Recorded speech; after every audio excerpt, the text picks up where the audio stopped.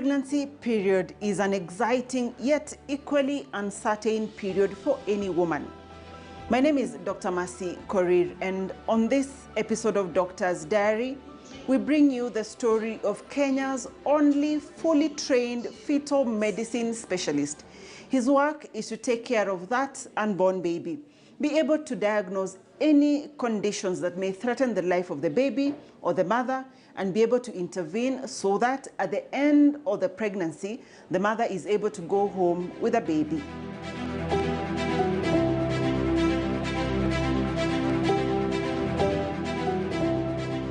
My name is Dr. Sikolia Wanyonyi, and I'm a consultant obstetrician and a fetal medicine specialist.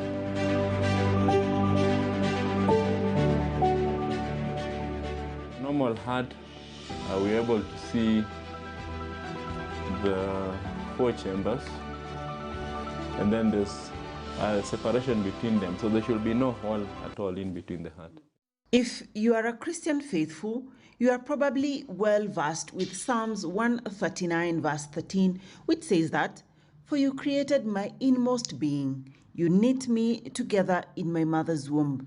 The chapter goes on to say that one is fearfully and wonderfully made. I think it is the only scan in life where the doctor is able to look at your baby, at your body in totality. So, from head to toe, looking at all the structures that have formed. The outcome of that knitting, as elaborated in the Bible, is what Dr. Sikolia looks at on a daily basis. Fetal medicine specialist, basically what it means is that we take care of the unborn baby who's known as a fetus. So to us, our main patient is the fetus. So in a nutshell, I'm a doctor who treats the unborn baby. On this day, Dr. Sikolia was meeting for the first time a young couple who had been referred to him because of something that looked like a cyst in the growing baby's abdomen. The pregnant woman was barely 23. What I'm doing is what we'll call an anomaly scan. And the purpose of this scan is to look at the baby in totality. So we are looking at the baby from head to toe, so to speak, and looking outside the baby, inside the baby, with the aim of looking at all organs and all body parts to identify if there are any abnormalities that are present in the fetus. So the scan is actually our gateway to look at the baby who's inside the mother at the moment. This scan, Dr. Sikolia recommends, should be done by every pregnant woman when they are 20 weeks into the pregnancy. From it, one can assess the physical health of the baby from head to toe, and that is what he was about to do for the mother lying on the doctor's couch. I'm looking at the head of the baby. So this is the head of the baby, and we look at the outline, that is the skull, and this is the brain of the baby. So what I look at different parts of the brain. We take the measurements. It is the baby size, head size that I'm measuring. After taking different measurements and looking in detail at different structures in the brain, you can see the 2 eyes there. You can see the lips, you can see the nose there. With the advances, we are able to actually look at the face in totality using the 3D technology. Dr. Sikolia now moves on to examine the baby's heart, abdomen, and feet. We look at the entire baby. So you can see here, I'm looking at the head, and that is the bottom of the baby. Those are the legs over here and the hands up here. So that is the heartbeat. They move a lot as you scan them, so you have to keep moving with them. So that is the heartbeat. So in the heart, we look at beyond just looking at the heartbeat, which is what most people will want to see. but we look at the heart itself. Is the heart well formed? Are all the chambers of the heart present? That is the heart of the baby.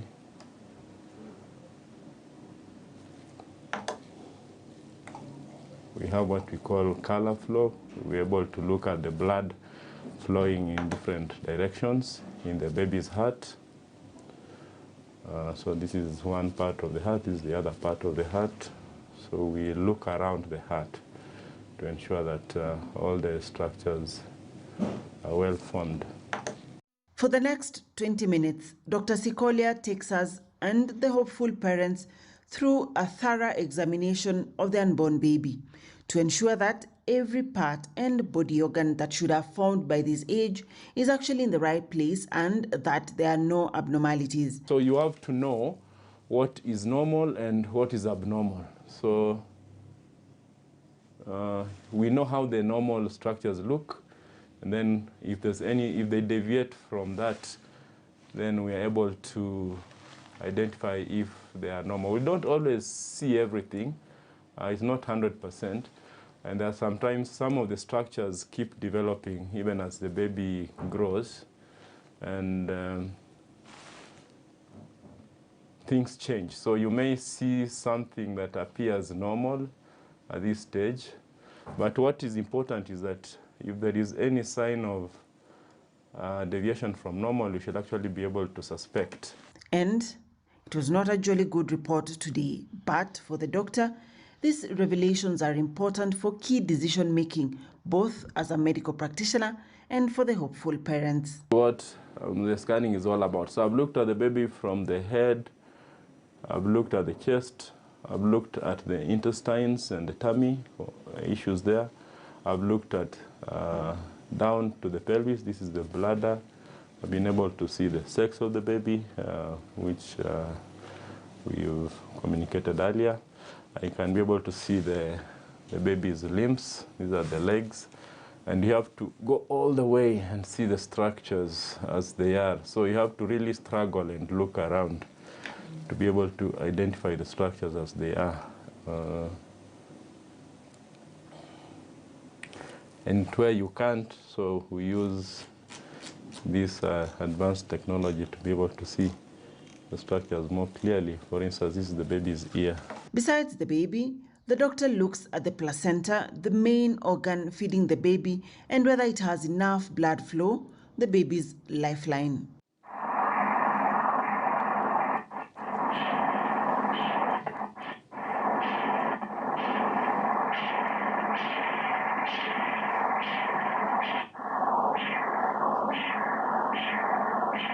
To become a fetal medicine specialist, you need, of course, to do your basic medical degree, after which you specialize in obstetrics and gynecology. Once you finish obstetrics and gynecology, now you venture into the obstetric part and do further training to understand the high-risk pregnancies and to understand the different fetal conditions. So it is a whole period of training and learning to be able to get there. Cumulatively, 6 years of undergraduate, 4 years of postgraduate education, 1 year of internship, which is part of the training, and then 3 years of subspecialization. So we're looking in total of 13 years of training. At the time of his pursuit in fetal medicine, Dr. Sikolia studied in the UK for a fellowship before proceeding to the University of Barcelona for his master's to specialize in fetal medicine. Currently, Moy University in Eldoret does training in this field. Actually, it was by chance because I was interested in obstetrics and gynecology, and I didn't know there is much beyond that in obstetrics until I interacted with colleagues who had come over to do some research and then realized that we could actually do more than just doing deliveries. And then I watched them perform ultrasound, and I was really thrilled and amazed by the amount of detail they could see and what they could actually be able to do. And I just became interested, and I fell for it. And so that is where my interest started. And with time, with more practice, it just becomes more exciting. And to me at the moment, it is just very exciting to do this work. Seeing the baby in there is actually very amazing. Seeing a life inside someone else is something that is out of this world. And actually I can just spend time looking at these scans over and over again, yeah. Being the only specialist of his kind in the country puts Dr. Sikolia in a unique position where he sees the best and the worst of obstetrics. Hope and despair, and no single day is predictable. We've had very good outcomes and very near misses, and you're very grateful. The situations where you had, for instance, a baby that was almost dying because they didn't have blood, they are anemic, and we were able to give the baby blood, and they did quite well. The mother was able to get a baby home after losing 3 previous pregnancies. And actually this brings a lot of joy to us when these women who have had many losses come to us, and then they walk home with a baby. Another very touching moment was when a patient who had 13 losses and had given up of ever getting a baby at all. And through our intervention and working together with the patient, we're able to get the mother actually take the baby home. It's not always good news here, because there are very many moments that we break down and cry here, and that is something that happens on a weekly basis. The sad moments are when women come to you with a lot of hope. Maybe they've been referred to you and they thought you are the last chance that they had. And then when you scan them, you find a condition that you can't actually do nothing about. And you have to tell them that the baby will eventually die. And those are actually low moments. And unfortunately, the low moments are many. Yeah. Where are they many? Because it's unfortunate that most of our women are not doing a lot of screening in the first trimester. So most of them are going into pregnancy while not knowing, or rather advancing into pregnancy while not knowing the condition of the baby they are carrying. And by the time they come to you, they are excited about the pregnancy and the prospects of having a baby. But when you look at the babies, which is the first time, you find that they actually have abnormalities that are not compatible with life, or if they are compatible with life, the quality of life will be very poor. So the fact that we are not doing enough screening in the first trimester is actually creating more of these sad moments. Dr. Sikolia says that all sonographers, radiologists, and anyone involved in imaging of expectant mothers should be able to do the basic scans to identify at-risk pregnancies so that they can refer them to the obstetricians in good time for interventions to be done. There are so many conditions that we can diagnose. So you're looking at structural problems that are affecting the formation of the baby. We can diagnose anything from brain abnormalities, throat abnormalities, chest, heart abnormalities, abnormalities with the gut, abdomen, all the way to the bladder, kidneys, legs. So we can diagnose most of the conditions that can affect any human being. So once you've diagnosed a problem, there are 2 ways in which you approach them. The first thing is to determine, is this condition compatible with life? So will the baby, if born, be able to survive? That's one. So if the baby is able to survive, then the question you ask ourselves is intervening while the baby in the womb add more value, or do we wait for the baby to be born for the intervention? So we only intervene in those conditions which are 1, compatible with life, 2, an intervention in the womb will prolong the well-being of the baby. Now, if a condition is incompatible with life, that now is very tricky. So we offer the option. There are options of if the mother wants to continue with the pregnancy, if the mother chooses to terminate the pregnancy within the law, all those are the options that will be offered.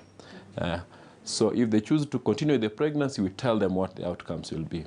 So if they are compatible with life, and then if we choose to intervene within the womb, the intervention should be such that it will help improve the health of the baby and prolong the pregnancy to birth. But if you can't achieve that, then you wait for the baby to be born.